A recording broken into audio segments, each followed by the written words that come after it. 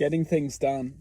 When we look at the world, we start to understand that the mind is not our greatest friend. In fact, we only become friends with the mind when we learn to put the mind within our control. Because realistically, if the mind isn't in our control, the mind controls our true potential or ability. Because the mind is essentially the dictator of this reality. The mind has the program already within its awareness. The mind is essentially very, very, very, very sophisticated. We're born into this world already pre-programmed for a certain prediction. And this prediction can be quite everyone can believe and be respected within their own entitlement of their belief system and their truth. But realistically, the program of the mind is essentially predicted. And that prediction is essentially ricocheted or inflicted within existence itself, at least within this reality.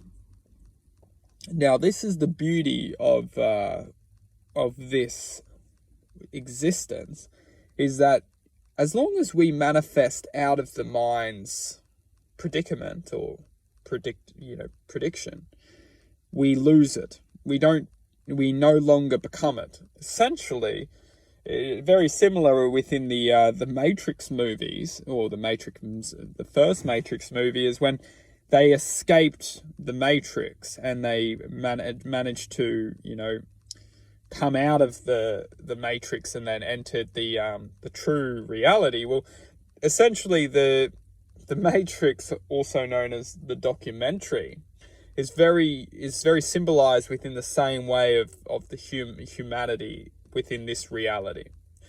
Hence, the world that we're living in, when we're just living within our minds, can be persuade as the Matrix itself. But when we're able to escape that we're still here in this reality. We don't go into another, not yet at least. Maybe when we leave this body, we do manifest back to our true spirit. But at least within this reality, we can start to acknowledge that the reality which we're living in is mental. And as long as we're thinking from the mind, we are essentially being broadcasted within a certain predicament or a certain reality or a certain forecast.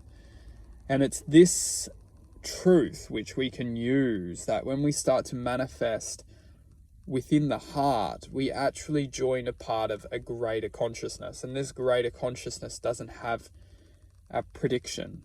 This is the fascinating part, is that it doesn't have a prediction. It only has truth.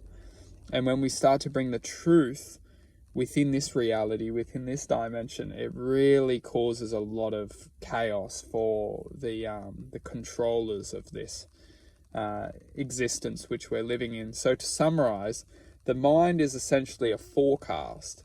And as long as we break away from the mind, we come out of that forecast or that prediction.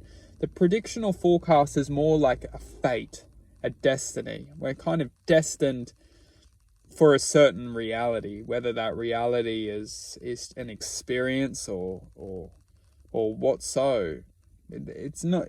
You can ask these questions for yourself if you really want to get deep into it.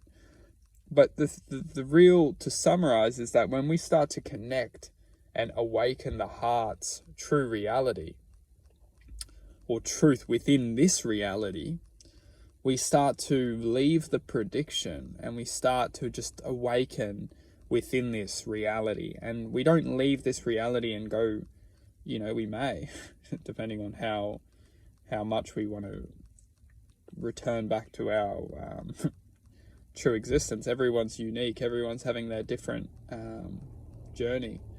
But more so, when we start to awaken the heart, we just separate from this prediction which the mind is trying to forecast and ultimately keep us distracted from truly awakening from the heart and truly rebelling against the mind's predictional prediction.